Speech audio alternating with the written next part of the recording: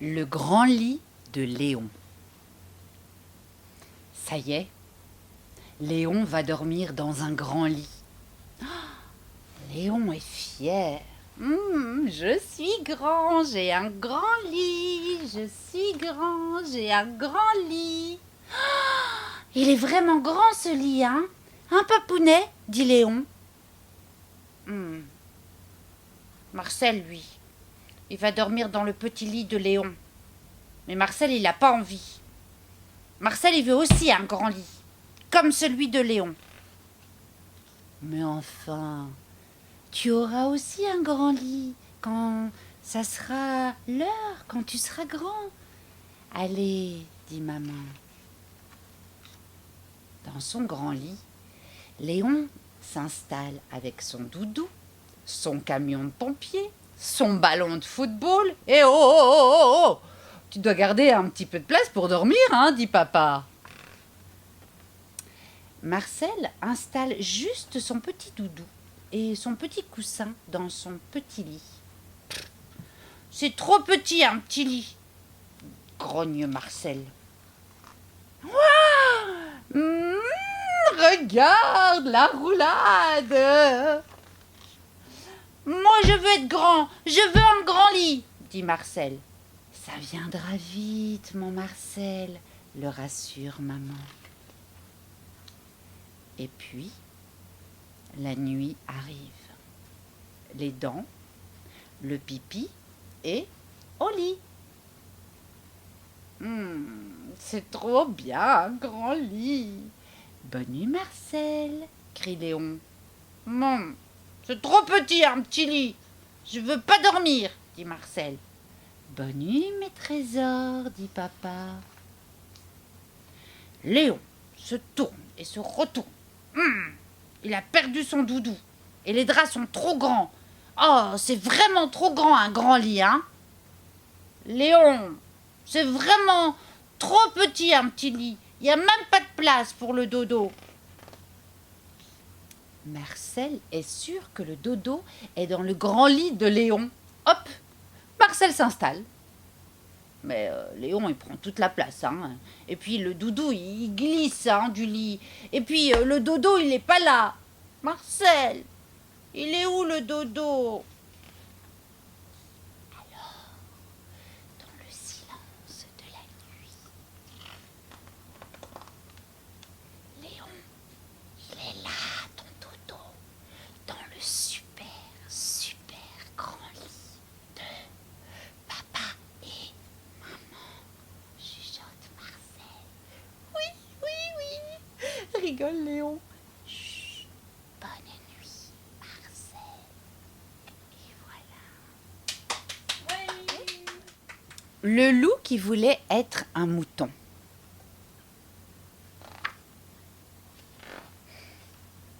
Je veux être un mouton, commence Petit Loup.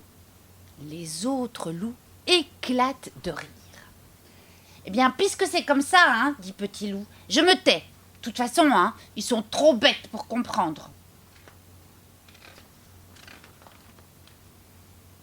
Petit Loup rêve de sortir du bois et de s'élever dans le ciel. Mais pour voler, il faut des ailes. Et les loups, eh ben, ils n'en ont pas. Ben, cependant, Petit Loup a bien observé les moutons. Eux non plus n'ont pas d'ailes. Et pourtant, parfois ils s'envolent.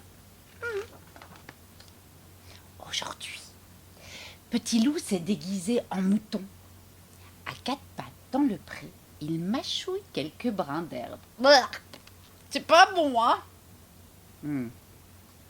Les moutons le regardent un peu méfiant. Mais, vu d'en haut, l'illusion est presque parfaite. En effet, Petit Loup n'attend pas longtemps. L'aigle royal fonce sur lui et c'est le décollage. Quelle sensation extraordinaire! Petit Loup reconnaît à peine sa forêt. Pour la première fois, il voit des champs, des rivières, des lacs, des montagnes. Il n'aurait jamais cru que la terre était aussi grande. Soudain, l'aigle l'abandonne en haut de la montagne.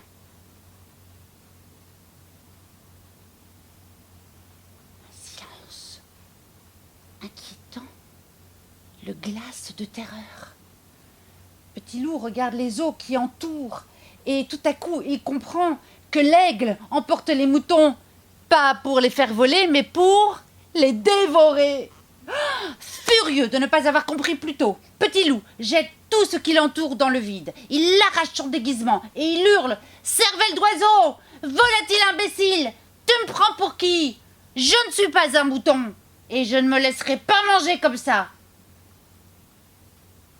Mais seul l'écho lui répond. Petit Loup se calme et il réfléchit.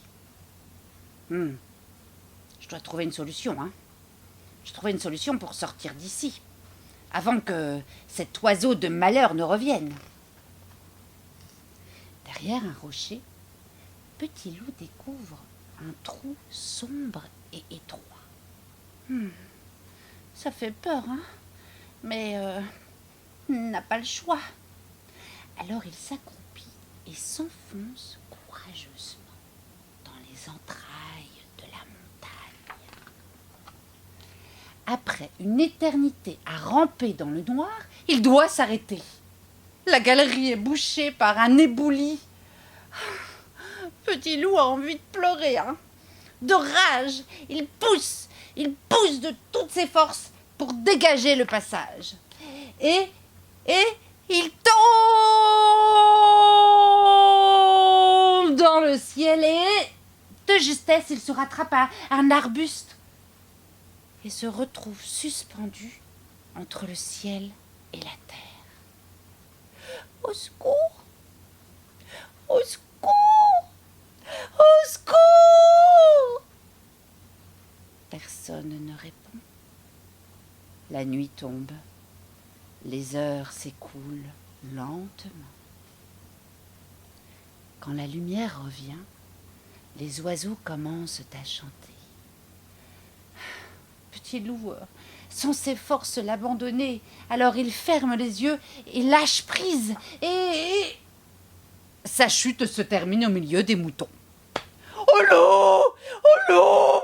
Oh l'eau !» hurlent les moutons affolés en fuyant de tous les côtés. Petit Loup se redresse. Il secoue la poussière de son pelage et il se met tranquillement en route en disant « Bien sûr que je suis un loup, mais pas n'importe quel loup. Moi, j'ai touché les nuages. » Et voilà. Le magicien des couleurs. Dans la nuit des temps, il y a longtemps, très très longtemps, les couleurs n'existaient pas. Presque tout était gris. Et ce qui n'était pas gris était noir. C'est ce qu'on a appelé la période grise du monde. Chaque matin, un magicien qui vivait en ce temps-là mettait la tête à la fenêtre pour contempler le paysage.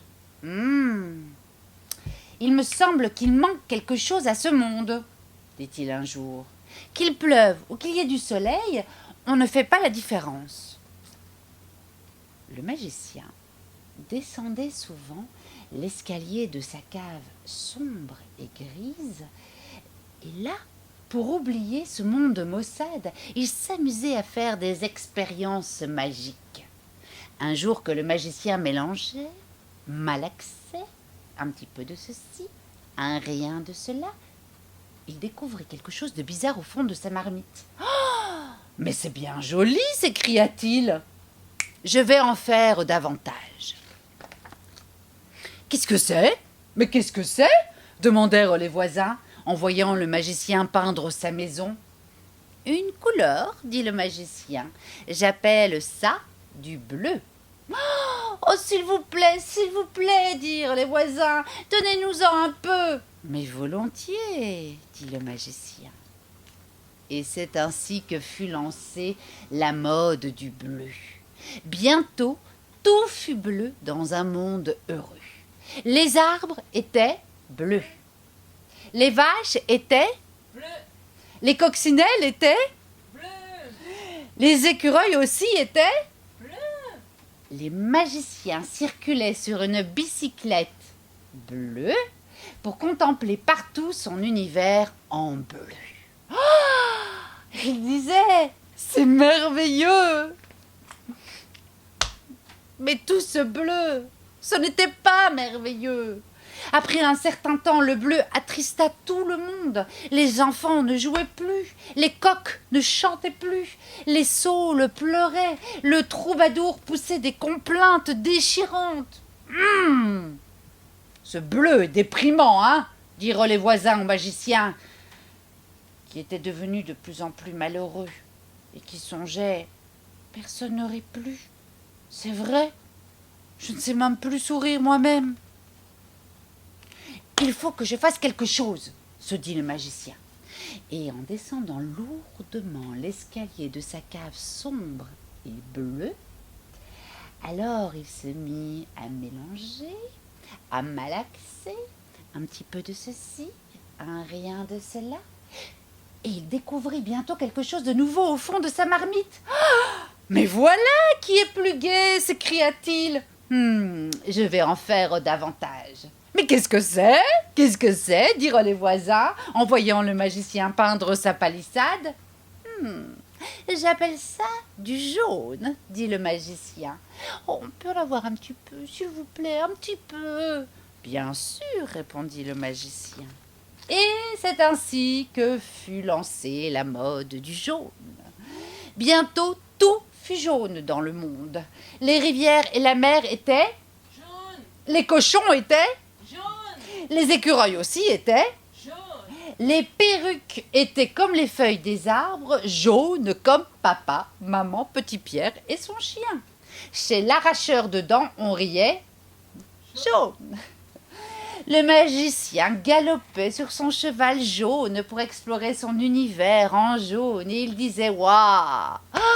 Ah, c'est très réussi !» Mais non, tout ce jaune, ce n'était pas si réussi. Après un certain temps, le jaune éblouit tout le monde. On vivait les yeux fermés, les volets clos. On se cognait partout, dans les routes, dans les rues. Les oiseaux n'osaient plus voler. « Oh, mais non, ce jaune est beaucoup trop lumineux !» dirent les voisins au magicien. « Oh, ne m'en parlez pas !» dit le magicien, qui portait une serviette humide sur son front. « Tout le monde a la mal à la tête. Et moi aussi. » Le magicien descendit donc en trébuchant l'escalier de sa cave sombre et jaune. Alors il se mit à mélanger, à malaxer, un petit peu de ceci, un rien de cela, et il découvrit bientôt quelque chose de nouveau dans le fond de sa marmite. « Oh, c'est magnifique !» s'écria-t-il. « Je vais en faire davantage. »« Oh, comment appelez-vous ça? Comment appelez-vous ça ?» demandèrent les voisins en voyant le magicien peindre les fleurs de son jardin. « Du rouge !» répondit le magicien. « On en voudrait aussi, on en voudrait aussi !»« Tout de suite !» dit le magicien. Et c'est ainsi que fut lancée la mode du rouge. Bientôt, tout fut rouge dans le monde. La rivière était rouge. Le fromage était rouge. Les glaces étaient rouge. Les gâteaux, les chapeaux, les manteaux et les écureuils aussi étaient rouge. Le chat aussi était rouge, ainsi que les poissons. Le magicien canotait dans son bateau rouge. Disait-il, c'est idéal. Mais tout ce rouge, ce n'était pas idéal. Après un certain temps, petits et grands voyaient tout en rouge. Le rouge leur montait à la tête. Et comme chacun sait, la colère est mauvaise conseillère. Les petits devinrent méchants. Ils se tiraient mutuellement les cheveux ou se cassaient les dents.